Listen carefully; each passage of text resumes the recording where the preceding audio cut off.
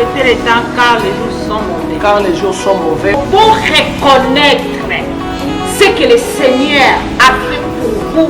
Donc, il y a moins que le Canada désert, mais tout bima kato sirmotaka, c'est parce qu'il vous a gagné.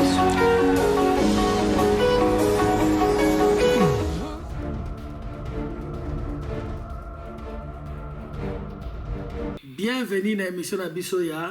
Rachetez les temps car les jours sont mauvais. Car les jours sont mauvais. Émission Oyotomelagabino, exhortation, malobana nzambe. Pour nous fortifier bino, pour fortifier pebiso. C'est pourquoi vous santé quoi, s'abonner, vous santé quoi liker, vous santé quoi commenter et en faisant ainsi na partager pour participer na faire véhiculer les messages de la vie. Amen. Toko bondela. Nzambe na kombo na Yesu Masia tomitiki na maboko na yo totiki pe bato ba kolanda na maboko na yo. Nzambe lekana ko fortifier moko na nzana maloba na yo. Pesa moko makasi nzambe na nzana exhortation ya lelo pesa pe biso makasi Seigneur. To rendre gloire et paix na yo poza li nzambe na biso na kombo na Yesu Masia to bondeli petolobi. Amen. Amen. Maman Mati racheter le temps lelo toujours belasir l'histoire. Wow. Histoire veut dire ezana gloire te o ezanga histoire. Gloire nyonso o ezanga histoire niveau nyonso mutu akomaka mazana histoire ya ko expliquer te ndinga komeli wana eumelaka te ezaka na crédibilité te. Juste pour na koloba na mutu moko ke nzela o nzamba azolekisa yo ozo construire histoire oyo kotelema mokolo moko bandi ko expliquer bato pour histoire epesaka makasi.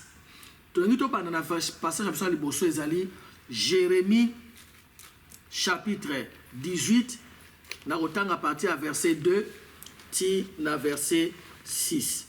Jérémie 18 verset 2 ti na verset 6. Bible bi na bisobo. Na zuka à partir à verset 1er. Parole adressée à Jérémie de la part de l'Éternel à ces mots. Lève-toi, descends dans la maison du potier, et là je te ferai attendre mes paroles. Il descendit dans la maison du potier, et voici qu'il faisait un ouvrage sur le tour. Le vase qu'il faisait fit manquer, comme il arrive avec l'argile dans la main du potier. Il a refait un autre vase tel qu'il trouva bon de le faire. Et la parole de l'Éternel me fit adresser à ces mots. Ne puis-je pas agir envers vous comme ces potiers, maison d'Israël, dit l'Éternel des armées. Voici comme l'argile est dans la main du potier, ainsi vous êtes dans ma main, maison d'Israël. Siko longola maison d'Israël tia kombo na yo. Nzamba lobi na Jérémie maman Matia lobi kele na ndako ya potier. So komi na ndako ya potier nde bisika ngai nzambe na koloba na yo. Tanga komi na ndako ya potier akuti potier osala ouvrage moko sala na ebiso osala nzungu to musala moko ka osala azo créer loko moko. Lobi tango asali yango ebimi ndenge alingaki te. Poti azui abuki yango abebisi mabele wana abandele loko asika. Bible bi la parole de l'Éternel fut adressée à Jérémie. Nzamba lobi na ye omoni ndenge poti asali. Est-ce que ngape na ko agir na binote lokola potier? Parce que bino ba na Israël bozo lokola argile na maboko na ngai. Mama Mati tangu muto na sala ka argile ako finango atiango na tour bandi ko tourner. Je peux imaginer que les amutu qui va fini yo et moko bandi ko baluko so comprendre que na wapi nord wapi sud mais nzamba linga biso loko moke ozana maboko na lokola pot lokola argile yazali potier nenga za ko sala na yo ayebi forme ni na linga bimisa yo pour un jour ozala na histoire mama Matilo bana ozala na histoire parce que nzambe oyo azali kosalela biso lokola agile na maboko ya potier azosala yo na forme ya lingi po yo ozala histoire ne pasteur alobi Donc c'est-à-dire moment où yo traversé ezali moment te ke yo suki wana ezali po yo ozala na histoire. Pasteur Gilles, ce que histoire ezate ça ka force te adoko te me biso mona bangle ba olo bango so ngolu ka musala no yaka na CV na yo. Donc CV no c'est là que ça parcours nini ya misala yo lekaki. Donc adoko te me ça no ka yaka na histoire na yo. Pour moi yesala makasi yeloko lingo sala lobby.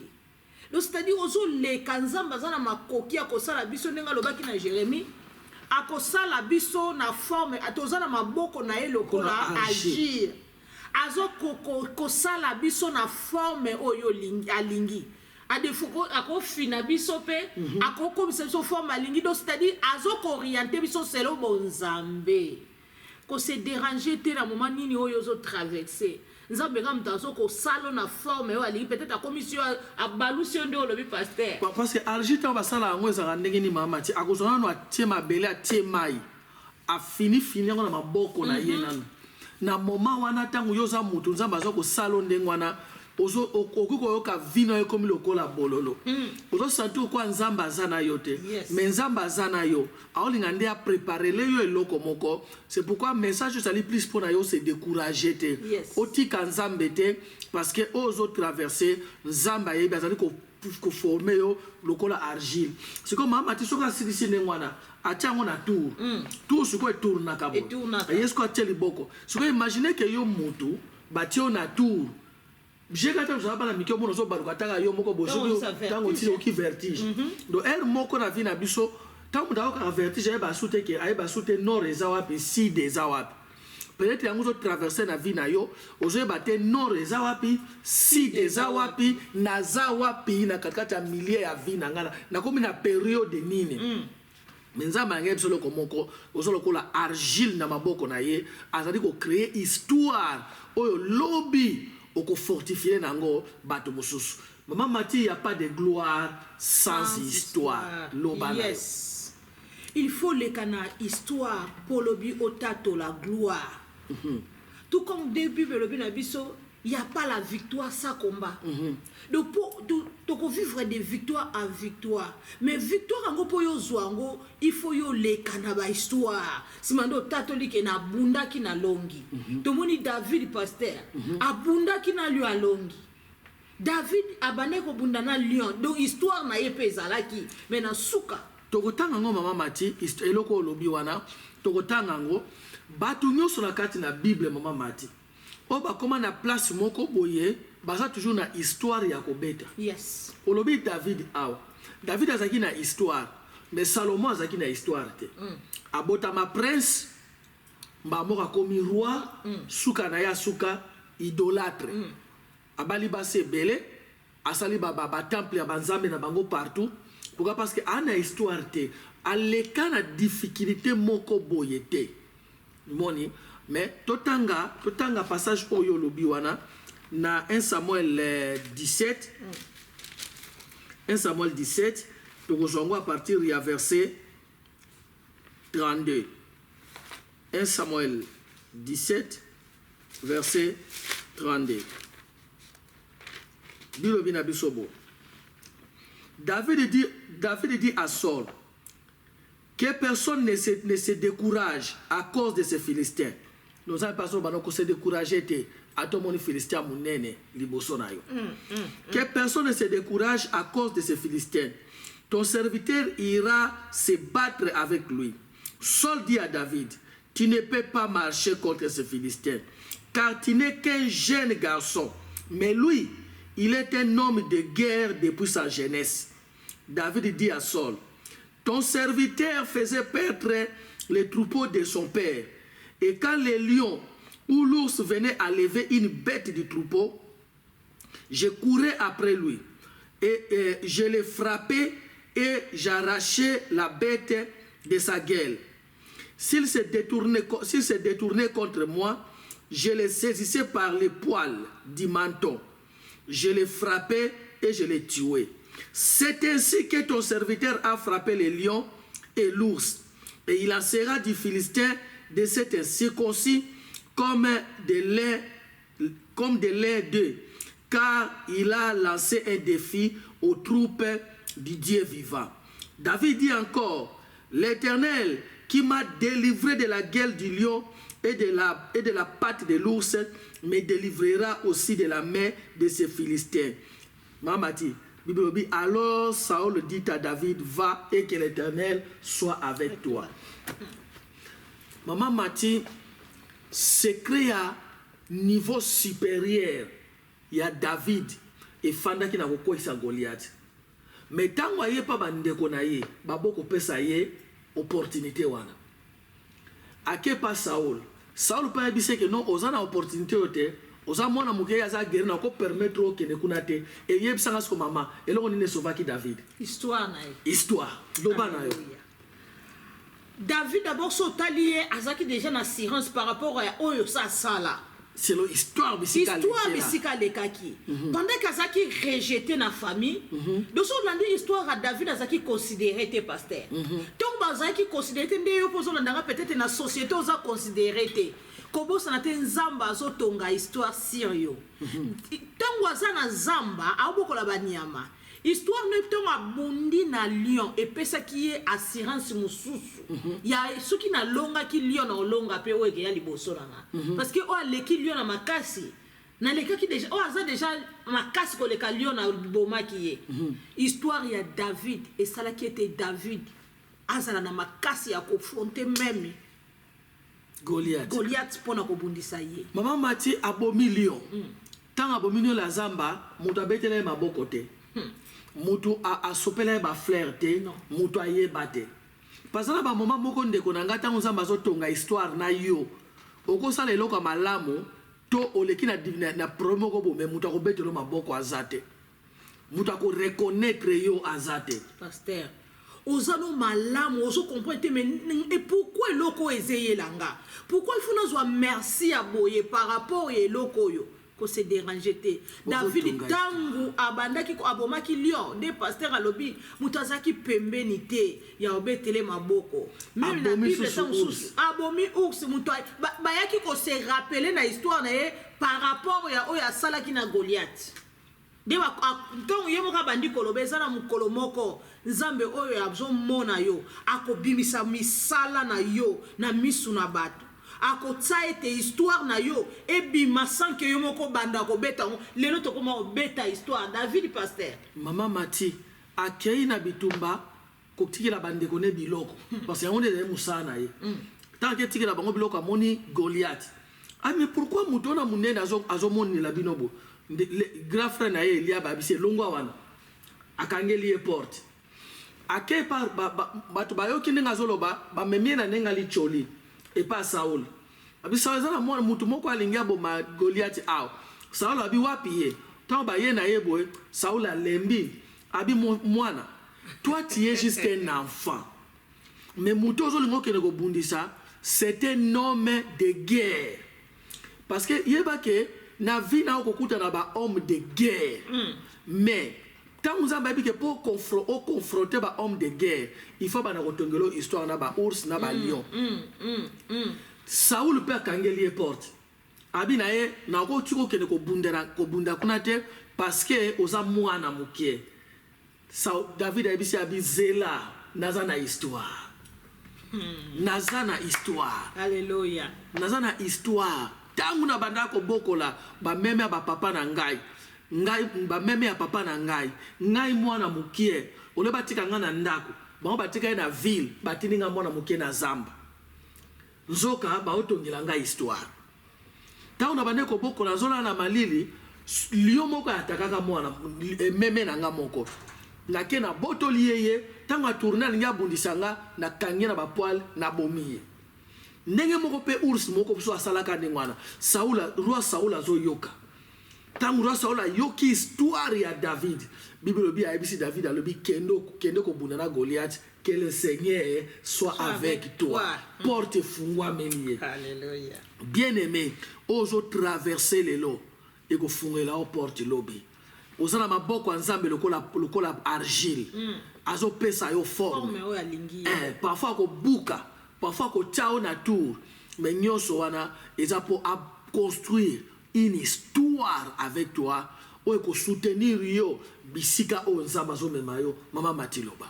oyo ke soutenir yo bisika o nzambe azomema yo parce que nzambe alekisaka biso toujours na biloko mpona kolakisa biso monene na ye sa histoire ozana force lobité tomoni David histoire esalaki te e convaincre même roi ezaki histoire ne allait passer kolela te maintenant à notre traversée ngo ezaki moment passe David azali na ambiance te pasteur famille mbeza quelque part yo batinda quelque place mo batika na zamba donc yo batinda yo ko yakate donc tango lela na zamba mutazala kite nzoka zo tonga histoire tongo yo zo lela na chambre yo mto landa biso ozotala ke na sala malamu mena suka na ona zo kaka merci moko ezo e blessaka mutema na ngai ke na sala kamalamu nazoluka nazala boye me nazolekisa ba moment moko nazoko éviter loko boye sala mena te me yango mteza ko arriver na vie na ngai na nina loba nozotonga histoire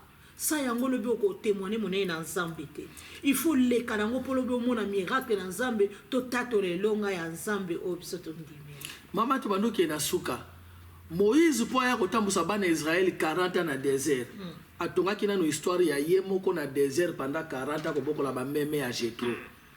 Il a construit l'histoire. Nzamba tongi na histoire ndia eko mema isiko place wana. Ozana maboko ya Nzambe lokola argile koza décourager te. Romains chapitre 8:28. Yango wana Romains 8:28 totala ngo Bible bina biso nous savons que toutes choses concourent au bien de ceux qui aiment Dieu. Bible dit que nous pensons. Non, nous savons. Nous savons. Toyebi. Ezokola mutumoko oyo filma ki etango azo yiba mbongo si maria aya zo biso que non en tout cas ngam na yiba ki angote na mona ekuto angote. Website avec assurance nous savons que c'est toi qui avais pris ça. Et ça assurance. Alors que nous pensons mais comme dans la vidéo ba mona ki otango zo yiba mbongo wana nous savons que c'est toi qui avais pris ça. Yes. Nous savons que toutes choses concourent au bien de ceux qui aiment Dieu. Nous savons.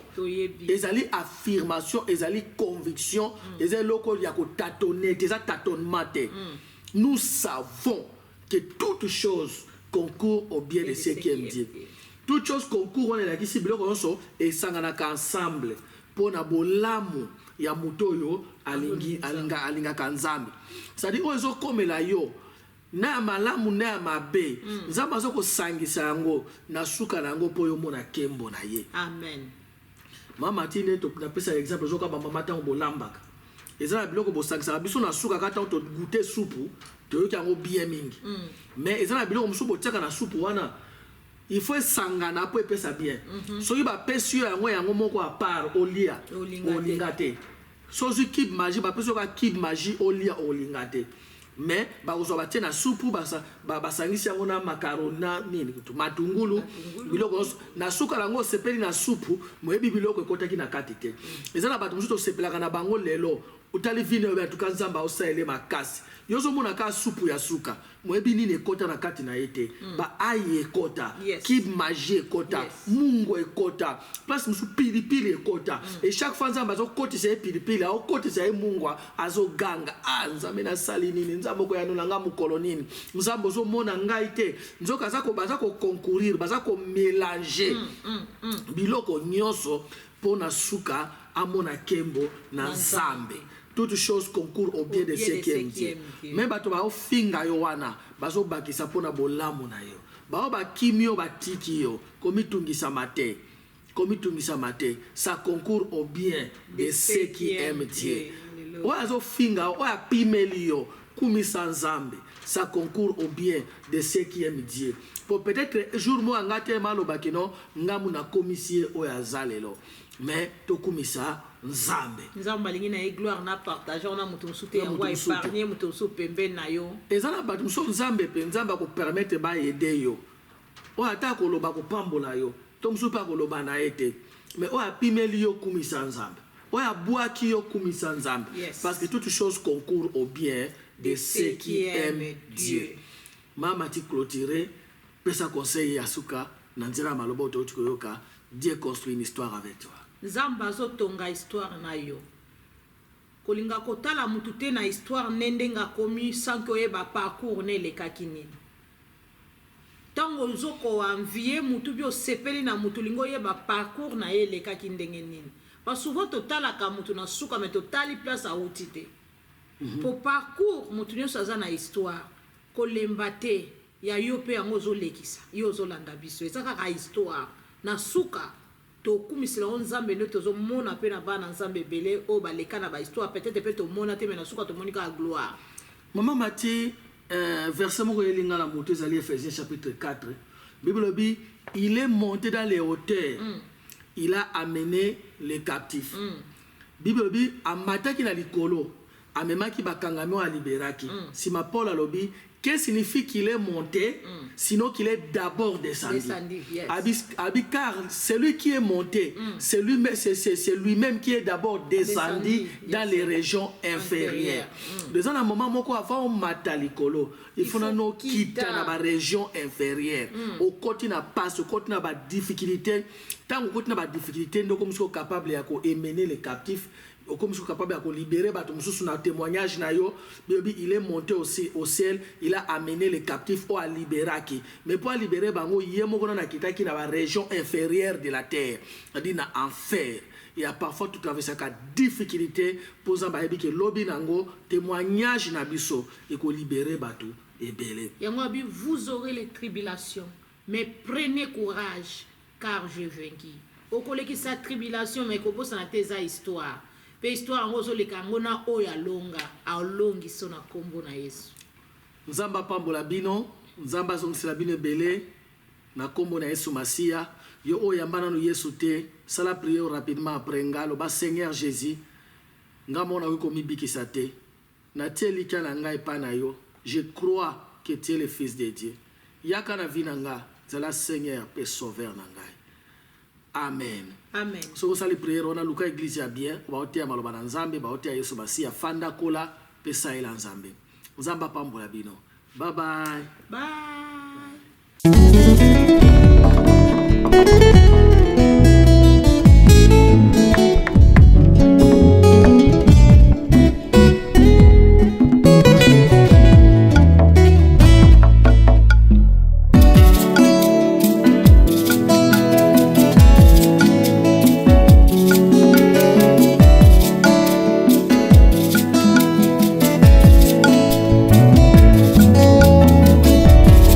Ma Bible dit, tu es le chemin, tu es la vie, tu es la vérité.